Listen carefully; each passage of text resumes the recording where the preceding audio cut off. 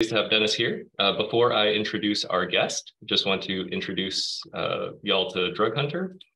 If you aren't subscribed already to our email newsletter, please sign up at drughunter.com. Drug discovery scientists from every pharma company in the world use Drug Hunter to keep up to date on the latest science in drug discovery.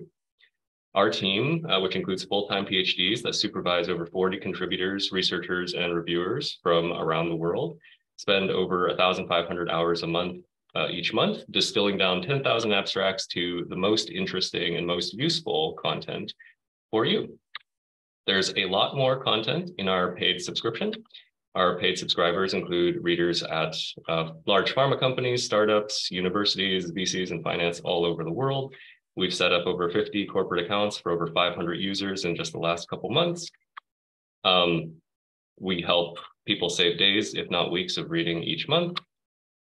And if you want a free trial for your team, we are opening up free trials through the end of the year. So you can either visit our website to sign up for a free trial or email us at info@drughunter.com and one of our team members will get in touch. Okay, so Dennis. Dennis is currently an associate director in medicinal chemistry at FibroGen in San Francisco. Previously, he was a principal scientist in global discovery chemistry at Novartis in Emeryville. He received his PhD from Göttingen with Dan Wers, working in carbohydrate chemistry, and did an interdoc at Kyoto University with Yoshiaki Nakao in cooperative catalysis. He did his postdoc at Münster with Frank Glorious before he did his postdoc at Stanford with Barry Trost, and that's where we met. He did that in enantioselective and transition metal catalysis. So today he's going to tell us about drug discovery strategies to optimize unbound brain concentrations in CNS infectious diseases. So before we get to the science, we always like to get to know our speaker a little bit better. So Dennis, what inspired you to start a career in drug discovery? Yeah, first of all, Dennis, thank you so much for having me. It's a pleasure to be here with the Drug Hunter audience. Yeah, I mean, some of you might have read my story on LinkedIn. So actually, I really loved biology already in school. So I was at a really nice high school that, placed a big emphasis on biology, physics, and biochemistry.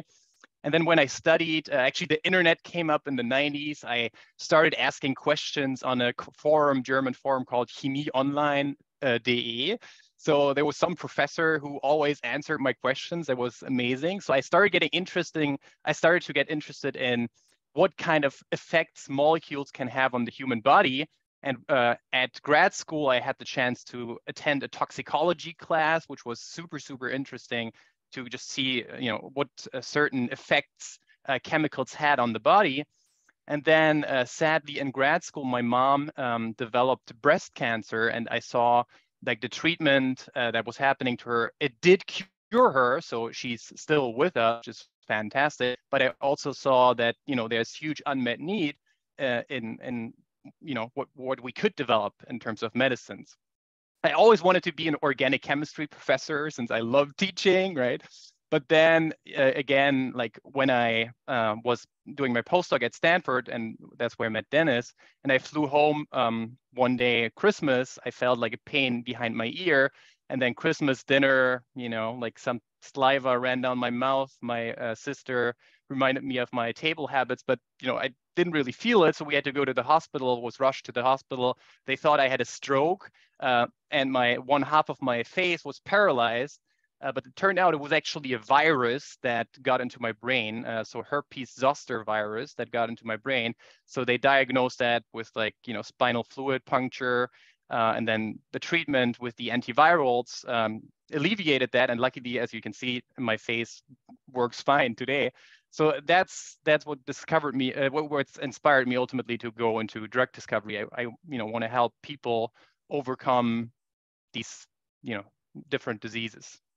Wow, that's incredible. Yeah, I had no idea that you went through that when we were at Stanford. I mean, that's super scary. I'm glad you're okay. Yeah, and it makes total sense that you started your career in infectious diseases discovery and ultimately in studying brain penetrant molecules. Yes. So that's fantastic. So what is your favorite molecule and why? My favorite molecule, I mean, you will probably not be surprised by from where it's coming from as a drug, right? It'll be an infectious disease drug, but you may be surprised that it's a pretty old drug. So I would say it's penicillin. Uh, the reason for that is that I love small rings, first of all, so better like them. I just LRRK2 inhibitor that Merck came up with had like bow tie shaped molecule, right?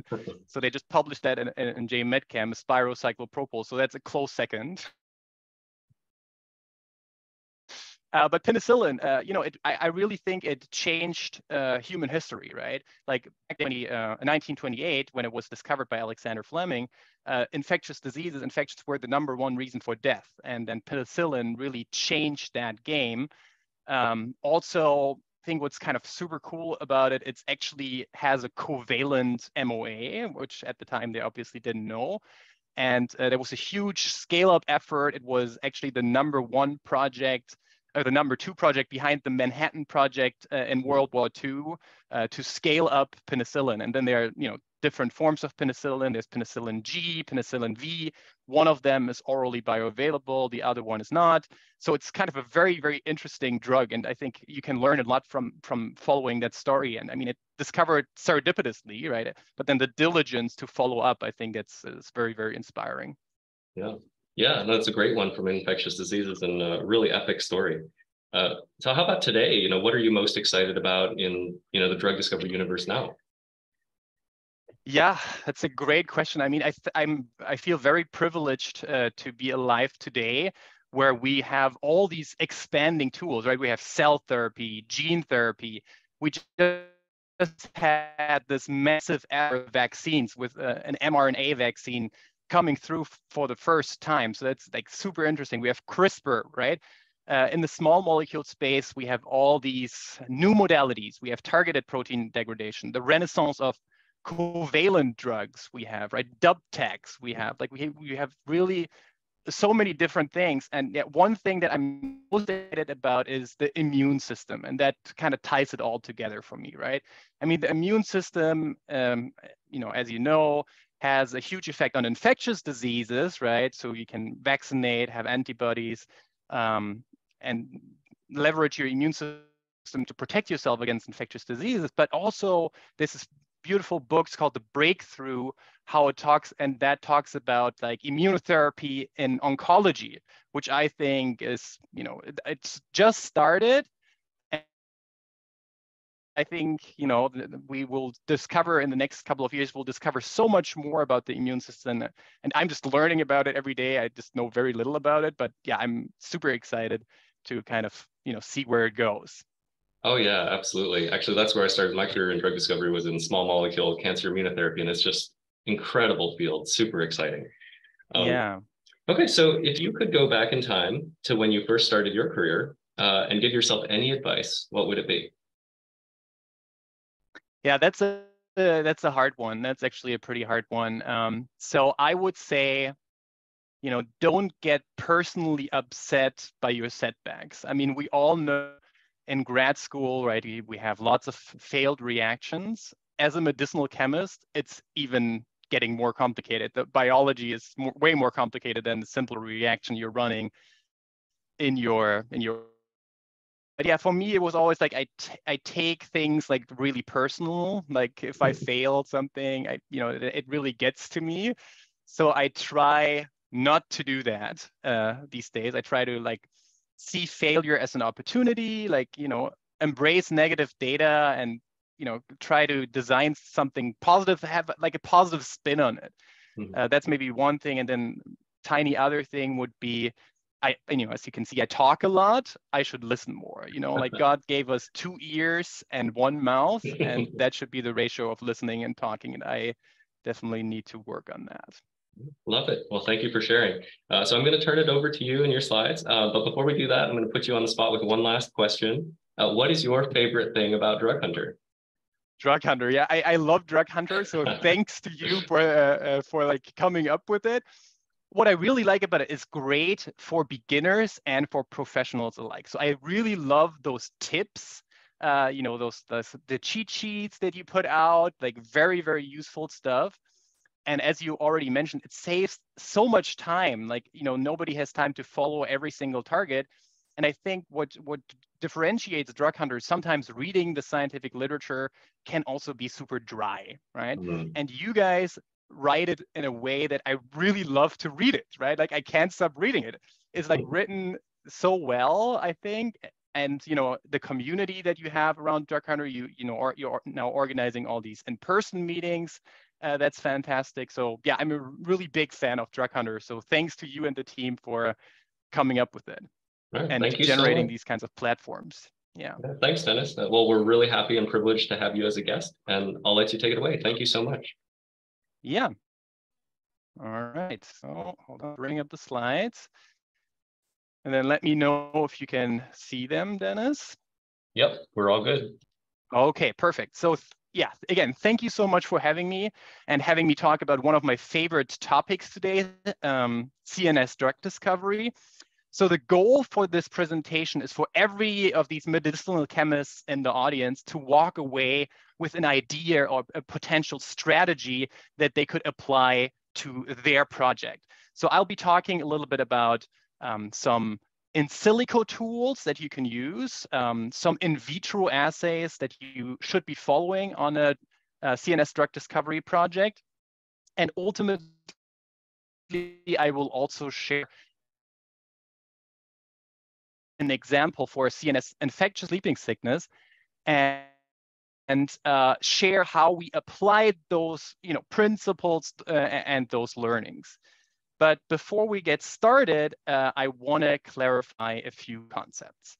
When we talk about CNS drug discovery, one of the first things that we are talking about is obviously the blood-brain barrier. Like everyone in the audience will have heard about this.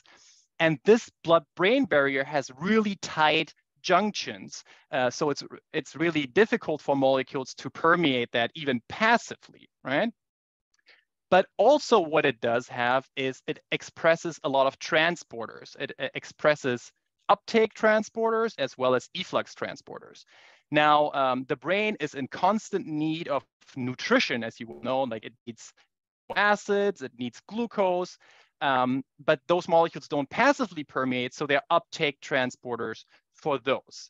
Now, be aware that you probably do not want to design an uptake transporter drug as a strategy for CNS drug discovery. There are drugs that are actively uptaken. So pregabalin, for example, it's an amino acid derivative that's actively uptaken, but do not design that because there's differences in expression in different species of those uptake transporters. And then when you get to the clinic, you'll have inter-patient variability as well. So, it's really difficult to bring something like that in the clinic. Then another thing with the efflux transporters, that's probably what people are kind of more familiar with. So two efflux transporters we want to talk about today mainly is PGP, the P-glycoprotein, and that's the same thing as MDR1, multi-drug resistant protein. Those two are used synonymously. And then there's BCRP.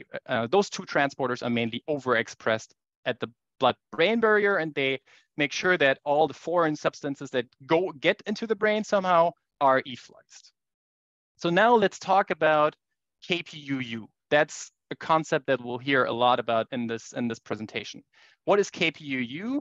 KPUU is the unbound brain concentration divided by the unbound plasma concentration. So it's really kind of the ratio between those unbound concentrations. And it's calculated by looking at the total ratio, the KP, the ratio of the total brain concentration divided by the total plasma concentration, and that then is corrected by brain tissue binding and plasma protein binding. So if you have a KPU of 1, that means that your compound is equally distributed between the membranes, but more often you will have an efflux substrate that has a KPUU of 1, which has higher concentration in the plasma than in the blood, higher free concentration, and very rarely you will have a KPUU of larger than 1. That means it's an uptake substrate. One other thing that I want to point out is sometimes the CSF, because you can't get human brain samples very easily. So sometimes in human, the CSF is used as a surrogate for the concentration in the brain, and that can be done if you do not have transporter involvement. So keep that in mind going forward. So there's a really interesting study by colleagues at Pfizer, published in JMedChem in 2020, that found out that the brain for structurally diverse compounds is the most impaired organ as measured by the unbound tissue to plasma partition coefficient. And that's not very surprising, right? So there is a trend where people are now looking into drug concentration at the site of action, at the tissue of action.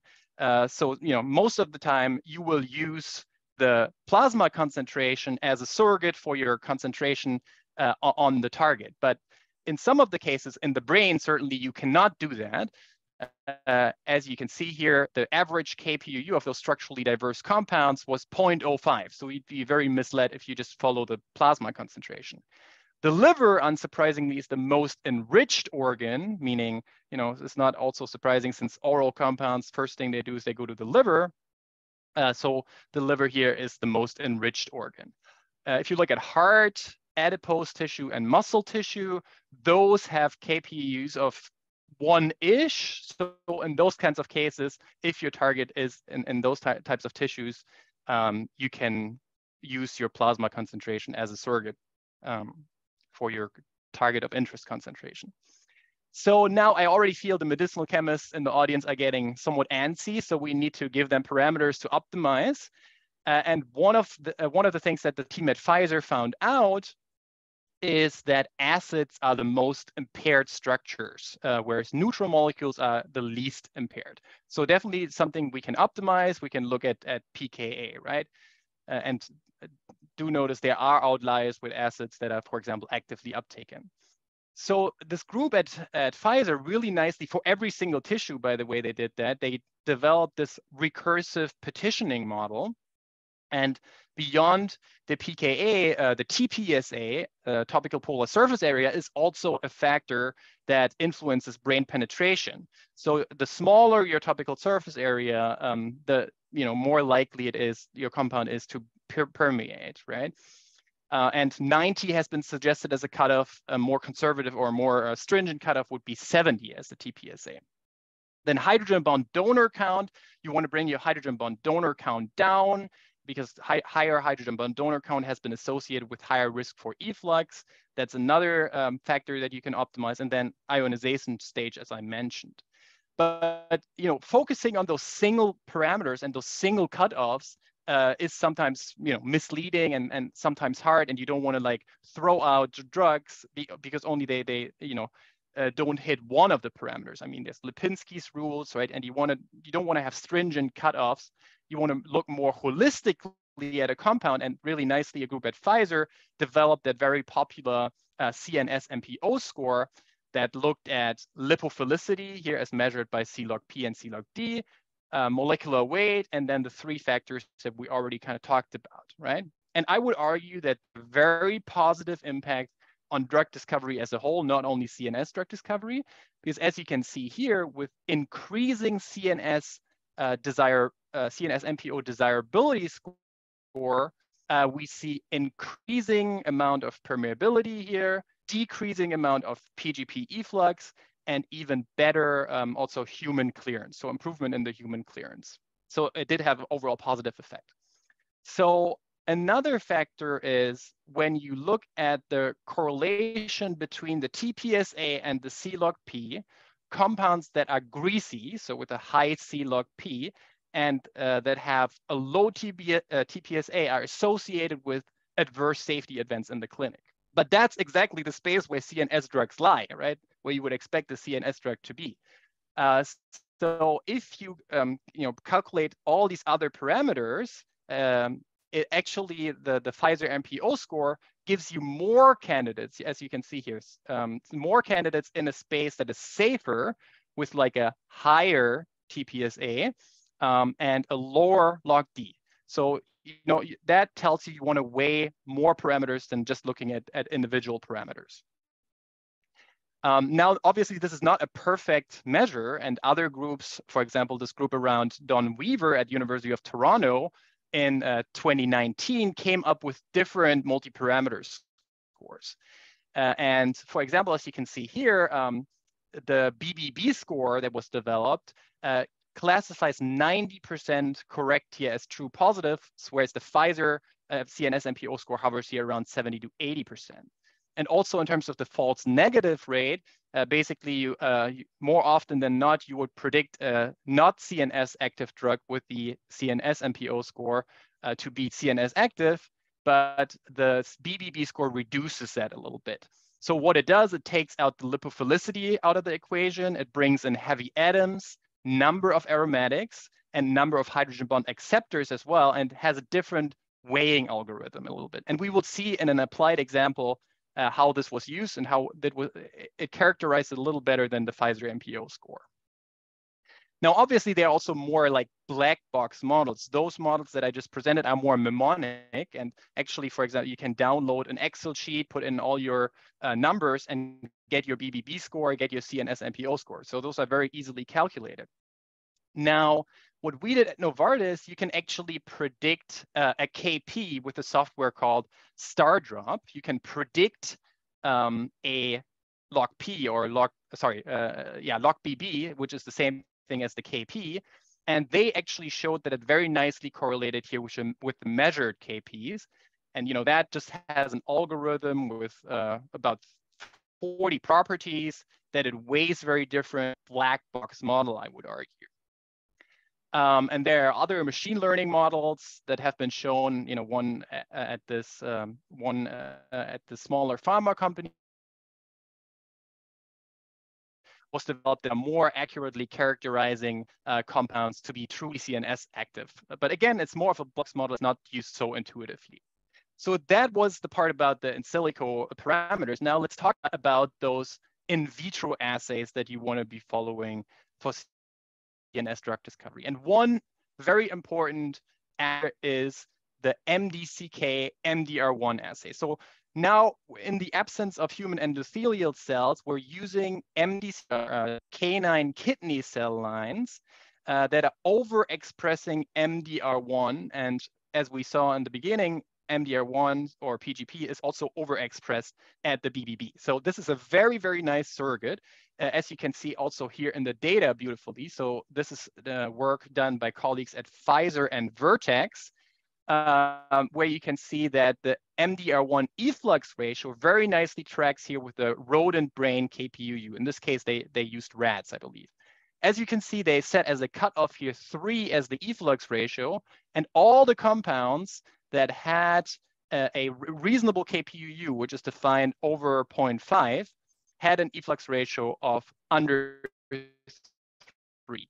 Now, there were a few compounds here, you can see in blue, that they basically characterized as having a low efflux liability, but yet weren't showing those KPUUs.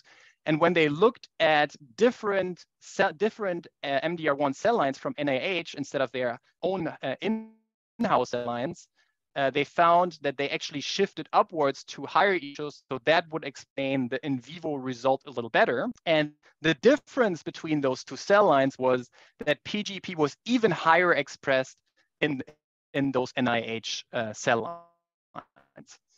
Now, BCRP run this as a high throughput assay. Of course, you want to use those high throughput assays, to make decisions on which compound to advance. You can also run BCR a little bit more complicated. Sometimes you have to add inhibitors to that assay, but largely there is a substrate overlap between those efflux transporters. So substrates for PGP will also likely be BCRP substrates and vice versa. So those assays, I would say, save you cycle time, since it's, you have small compound requirement, like low amounts that you can use. And obviously for ethical reasons, you don't have to put everything in animals. So really, I would argue, follow those assays, those permeability assays. And then as a recommendation, I would say do not advance strong PGP or strong BCRP substrates. As I kind of showed you, the box here with high efflux ratios and reasonable KPUs is empty. Sometimes there is a bit of a misconception from people that think that high passive permeability can overcome efflux liabilities, but that's actually not the case. And some people also think that they can, just saturate those transporters, but that's very, very difficult. So they have extremely high KMs, and you'll have to go to really high doses in order to saturate those efflux transporters. And then you'll probably have side effects from those, really high doses. And again, just because the permeability is high doesn't mean that your KPU, your unbound brain concentration, is high. It just means you're getting in the brain faster, but then when you're effluxed, your actual unbound concentrations at the target may still be limited by that efflux. So in general, I would recommend not to advance efflux substrates.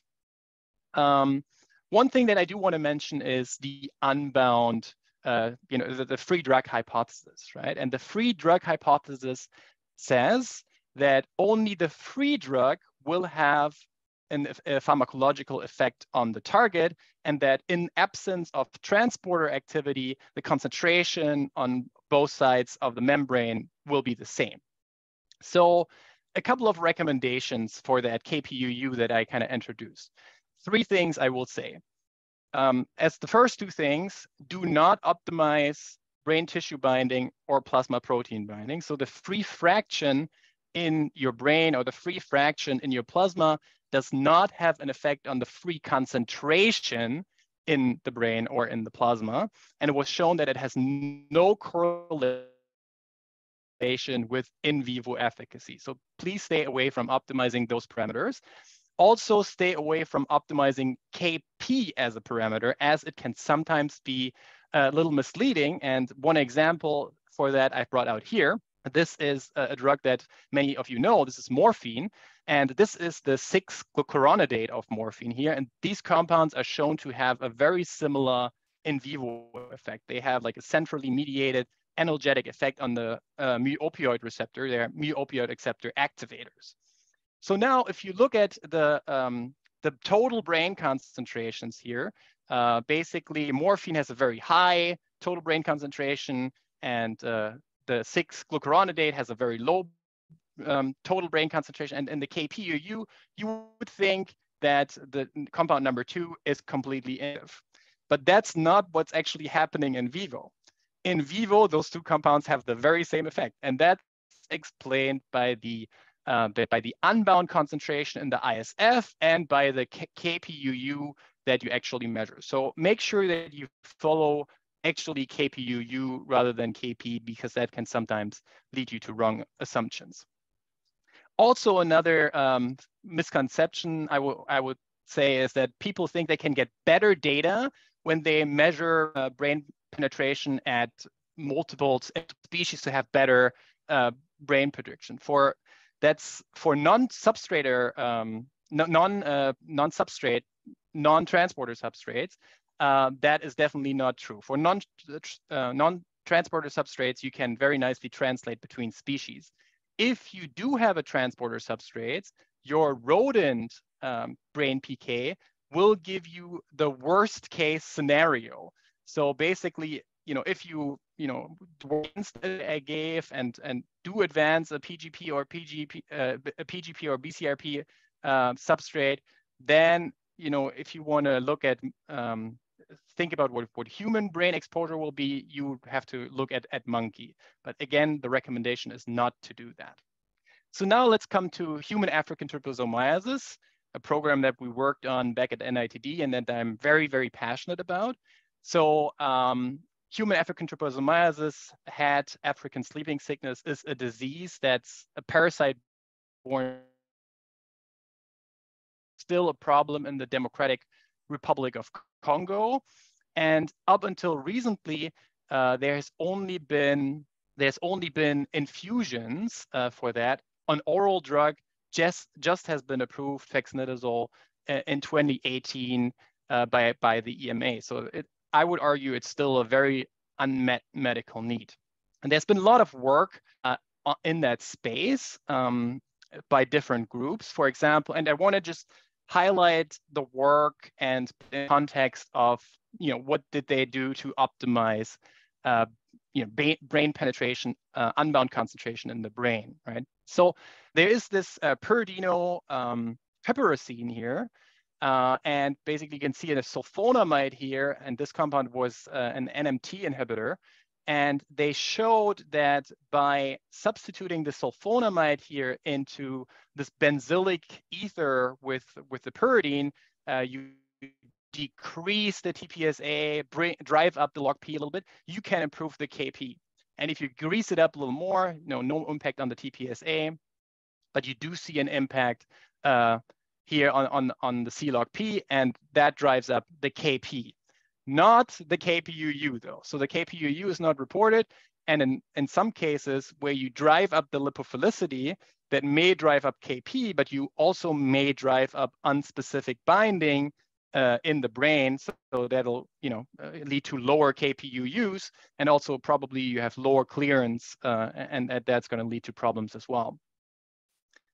On the top right here, if you work on hydrogen bond donors, masking is a strategy, or just simply removing them. You can see by removing one of these hydrogen bond donors here, they could increase the KP to about 1.1. But again, be wary, this is the KP. An example that I already mentioned earlier in this ASA indole series, they used 2 different CNS MPO scores and to kind of find out what's happening. So the actual result that they saw with this compound is that it's not brain penetrable. Now, the Pfizer CNS MPO score would not have predicted this. It has a pretty high desirability score. But if you look at that BBB score from Weaver, actually it predicts that it's not going to be brain penetrant. And the main reason for that is the number of aromatic rings here that has a very, very negative effect on the brain penetrability. So basically, if you use different metrics, you'll find different results. So you always have to kind of look at both of those. And then I'll take a sip of water. Yeah, I also wanted to talk a little bit about the work that we did at NITD. And we used, as I mentioned before, we used StarDrop to predict our KPs. So basically what we started with is we had a nice training set where we measured our KPs, and with that could come up with kind of a nice curve that we saw had a good correlation. And then before we would synthesize compounds, we would predict their KPs. And that was very helpful. Again, KPUU is what you actually should be following, but you need some design guidelines. So this compound here was, this quinoline was one of the first compounds we identified. You can see it has a lot of hydrogen bond donors. One is nicely masked and was necessary for a conformational effect. This is actually a proteasome inhibitor. So this aniline nitro NH here was necessary for a hydrogen bonding effect with the target. But then we optimized out one other hydrogen bond donor. We drove up a little bit the C log P, drove down the TPSA. And as you can see here, the BBB score went up. And most importantly, we started with a substance that had high permeability and had no transporter, no efflux liability. So, and I think that's very important. If you have the choice to start from, a starting point that has really good properties for brain penetrable compounds, do that. You can always optimize potency, but start from the compound that has the good properties. And as you can see, it also did have an impact here on KPUU. So we had a very nice KPUE of 0.55, and we're able to cure a stage 2 HAT model with a relatively low dose here. So before we open it up to questions, a couple of design slides that kind of summarize the talk a little bit. So I would suggest when you start designing new compounds, look at multi-parameters. If you look at single parameter cutoffs, it's going to be, you're going to throw out some molecules that may have been drugs, right? So in order to use these mnemonic models and like more intuitive models, you can dial down hydrogen bond donor count, dial down TPSA, and focus on neutral compounds. But again, if you look at things more holistically, right? Like again, here, actually measuring the unbound brain concentration very nicely tracked with an increasing CNS MPO desirability score, whereas it didn't track too much with a single parameter here, the log D, right? Basically everything under a log D of around 4 had similar results in the unbound brain concentration. You don't want to be too greasy. Again, you may have more unspecific bindings, but like again, it's very difficult to just optimize only on one parameter. And so molecular weight also has, if you increase the molecular weight, that's going to have a negative effect on permeability. And also typically those compounds will be more effluxed. So you rarely see any larger molecules getting into the brain. Typically what you see is smaller molecules that can fit those tight junctions. So do pay attention to the molecular weight as well. And then probably most importantly, focus on those in vitro assays. Focus on efflux and passive permeability. So basically, as we showed, as was shown in the talk, don't advance efflux transporter substrates because really, it's very, very difficult. You're going to have interspecies variability. You're going to have patient-to-patient variability. You're going to have all these problems if you actually even get into the clinic. So focus on more kind of traditional strategies for optimizing the concentrations at the target, increase passive permeability. So make sure you don't have diffusion limited absorption. Don't drive it up too greasy. Otherwise, you're going to have problems with the metabolism. So optimize metabolic stability. And ideally, also, you don't want to have, because you're driving up your lipophilicity so high, you don't want to have solubility problems and then have solubility limited absorption. So focus on reducing efflux and increasing passive permeability. This is what I would argue. Then as my last slide here, this is recommendations generally for medicinal chemists. So I think it was very nicely done what we did at Novartis, where we looked at those predicted KPs and basically then correlated that with our experimental results. Now a very nice group at Takeda actually looked at the prediction of KPUU, which is even better than predicting KP, right? So you want to make sure that in your series, your KPUU or your KP tracks with some of those scores from these multi-parameter optimizations. So do measure your neuro PK, do measure plasma protein binding and brain tissue binding, don't optimize again. And what this group here at Takeda showed is, as you can see, most of these compounds that had a high KPUU have no transporter liability. So that's very striking. If you look here at the top right of the graph, all these circles are no transporter liabilities. So again, that speaks to the recommendation I made earlier to not advance transporter substrates, because otherwise you're going to have differences between species, and it's also going to be different in the human. So with that, I want to thank you for your time. Thank you for listening to me, and I will open it up for any questions that you may have. All right, thank you so much, Dennis. A fantastic talk, fantastic overview, very useful for people in the audience, I'm sure. We do have quite, I love that you've got a Drug Hunter mug. Thank you. Yeah. We've got a couple questions here. Okay, so first from Mike Walters. What about the use of prodrugs to enhance brain penetration? Yeah, I mean, they're prodrugs, I mean, to make compounds transporter substrates, I have seen that.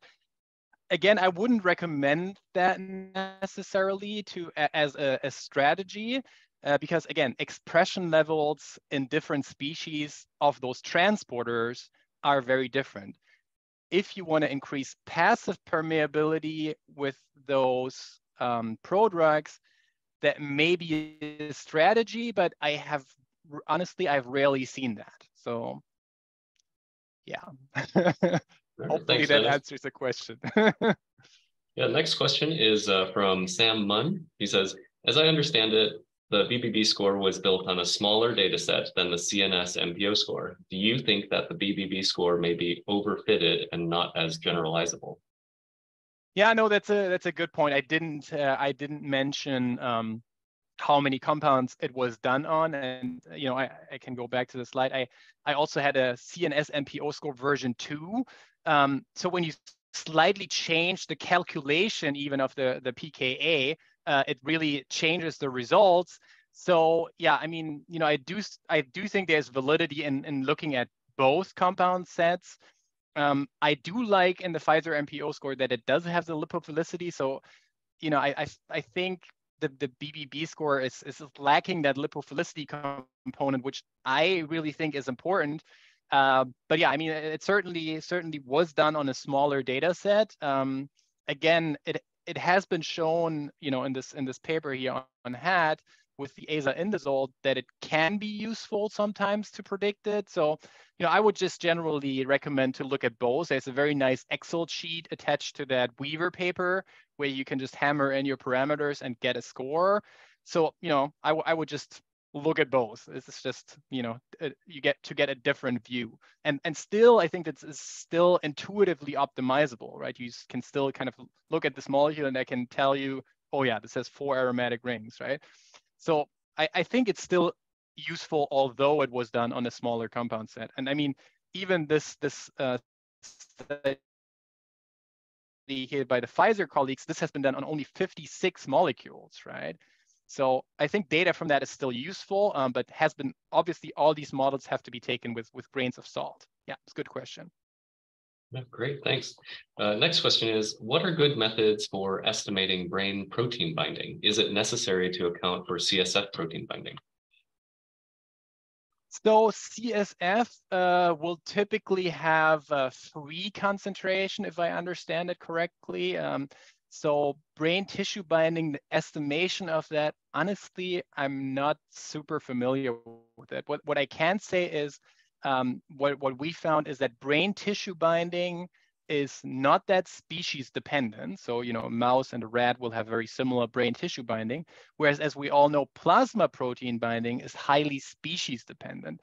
So, but estimating brain tissue binding is honestly something that, yeah, I'm not super familiar with. What I can point, the work that I would like to point you to is this one here by the colleagues at Takeda. They use mainly in silico data, so just a few parameters, and in vitro data. So what they found, and that's what I hope to convey during the talk, is that mainly KPUU is governed by the efflux liability. So yeah, sorry, I don't have like a great answer for predicting brain tissue binding. But maybe try to use the algorithm that these colleagues here developed and see how that fits for your model if you have measured KPUs. Sounds good. We have another question from Vijay Nambarte. Thanks a lot for the wonderful talk. Is it possible to make completely peripherally restricted drugs with 0 concentration in the brain? Ooh, I think yes. zero concentration. Yeah, maybe not 0.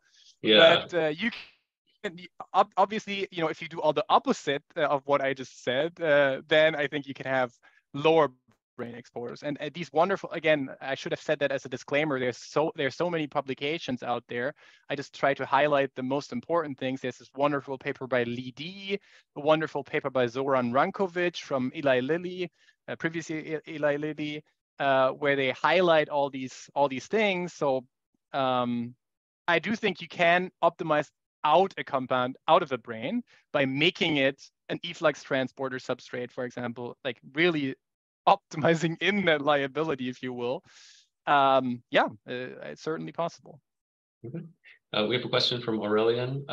Are the CNS MPO score or BBB score suitable for larger molecules like Protax, for example?